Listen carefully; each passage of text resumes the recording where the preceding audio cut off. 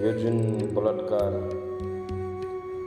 हास्य कलाकार सागर रम्सालले अमेरिकामा बलात्कार गर्यो भन्ने जुन काण्ड आएको छ, के यो साँच्चै नै हुन सक्छ?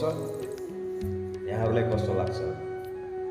किनकि यदि यो साँच्चै नै भएको भए 1 वर्ष अगाडि नै यो कुरा राख्न सकिन्थ्यो। यहाँ मैले कसैलाई दोषी र कसैलाई निर्दोष साबित गर्न खोजेर बनाएको यो भिडियो होइन। र यो कुरालाई चाहिँ पहिले नै यदि ल्याउन सकेको भए सायद अझै राम्रो हुन्थ्यो होला। किनकि यो 1 वर्ष अगाडिको कुरा हो। कुरा नमिलेपछि लडाइँ झगडा र कसैलाई बदनाम गर्नको लागि यो गरिएको हो भने